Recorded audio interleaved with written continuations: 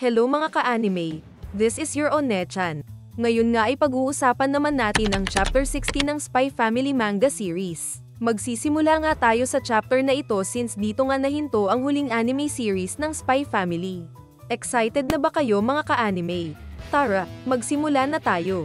Ipinaalam ni Sylvia kay Fiona ang isang lalaking nagngangalang Sergey Astosky, isang executive sa Economics Committee na labag sa batas na naghihigpit sa pag-export ng strawberry sa Westales, na nagdulot ng pambansang kakulangan ng strawberry.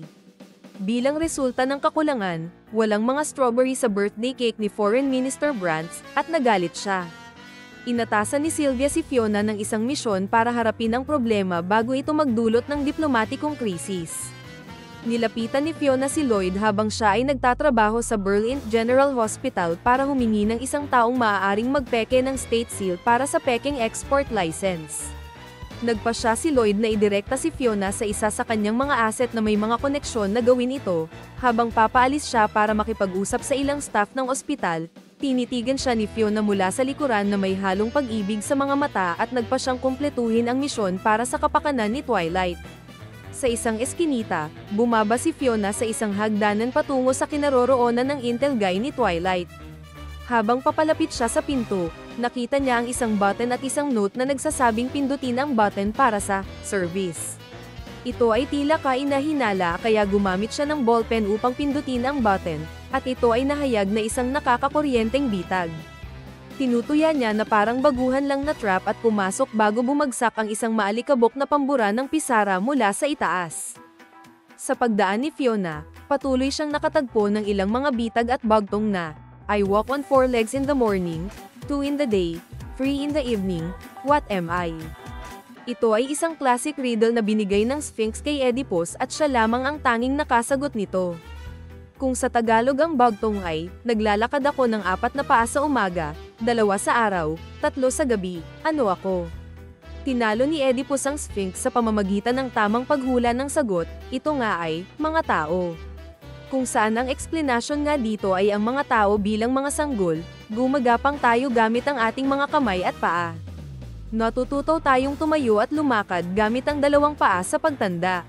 At sa katandaan, habang humihina ang ating balanse, gumagamit tayo ng patpat bilang 3 paa. Balik tayo, hindi nga ipinakita kung sinagot ni Fiona ang bagtong. Sa susunod nga na panel ay nakarating na si Fiona sa isang pinto sa dulo kung saan sinalubong siya ng isang lalaking may itim na bag sa ibabaw ng kanyang ulo at itinutok sa kanya ang baril nito.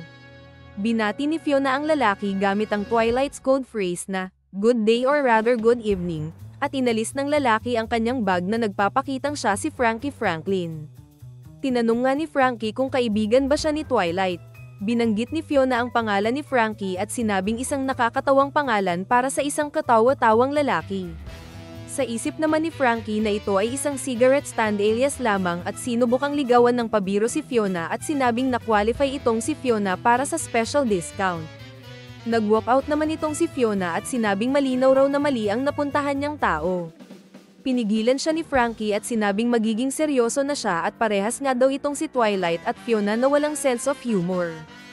Pinangalanan ni Fiona ang kanyang kahilingan para sa isang peking opisyal na selyo, at sinubukan ni Frankie na makakuha ng higit pang mga detalye mula sa kanya, na sinasabing makukuha niya ito mula sa isang kaibigan niya. Si Fiona ay ayaw magtiwala sa kanya at sinisikap niyang ipakilala ang kaibigan nitong si Frankie sa kanya ng direkta, na nagbabanta na siya ay makukulong. Sa huli ay pumayag rin si Frankie nang ipaalala niya kay Fiona na hindi niya magagawang makipagkita sa counterfeiter kung wala siya at tiwala daw ang pinakamahalaga sa underworld. Hinailangan nitong si Fiona si Frankie upang dalhin na siya sa counterfeiter. Hindi nga raw basta ganon-ganon lang iyon at bukod pa doon ay hindi niya alam kung saan nakatira ito. Sa susunod na panel, makikita ang isang radio at nakipag-ugnayan si Frankie sa kanyang kaibigan sa pamamagitan nito bilang isang lihim na tumatawag. Naghihintay sina Fiona at Frankie sa labas ng isang bar kung saan nakipagkita sila sa kaibigan ni Frankie. Tinangka ni Fiona na pumasok, ngunit pinigilan siya ni Frankie at kinumbinsi siyang magsuot ng disguise bago pumasok. Nag-disguise nga sila na angkop para sa isang club na nagpapanggap na mag-asawa. Si Frankie ay nasa sabik na makasama si Fiona, na lubos namang hindi nasisiyahan sa sitwasyon. Pagpasok nila, pinigilan sila ng bouncer hanggang sa ibunyag ni Frankie ang kanyang pagkakakilanlan. Tila hindi makapaniwala ng bouncer sa kanyang nakikita. Pagpasok nila sa loob ng club, binati ni Frankie ang kanyang maraming kaibigan, na tila banibida si Fiona bilang kasintahan. Sa kalaunan, naabot ni Fiona ang kanyang limitasyon at pinagbantaan siyang papatayin maliban kung siya ay titigil. Humingi ng paumanhin si Frankie bago mapansin ang presensya ng kanyang kaibigan, na kung tawagin ay The Queen. Sinubukan siyang batiin ni Frankie, ngunit sumabad si Fiona at dumiretso sa punto sa kanyang alok. Inihagis niya sa kanya ang isang papel na may kasamang deal, ngunit itinapon niya ito nang makita ito at ang deadline, at lumayo. Patuloy na sinusundan siya ni Fiona at Frankie sa labas. Tinukoy ni Fiona ang dalawang miyembro ng SSS na nakabuntot sa kanila. Nagulat ang counterfeiter at inakusahan si Frankie na pabaya. Tinanong rin ni Fiona na marahil ang mga bagong kliyente nito ang nagkamali.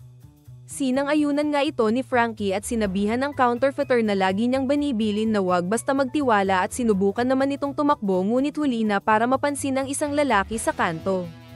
Bago siya matamaan, itinulak siya ni Fiona pababa at sinipa ang lalaki sa mukha, na nagpahina sa kanya. Hinawakan siya ni Fiona habang tumatakbo sila at iminumungkahi na kung gusto niya nga raw makabawi kay Fiona ay tanggapin na nito ang kanyang alok bilang kabayaran sa pagligtas sa kanya mula sa SSS.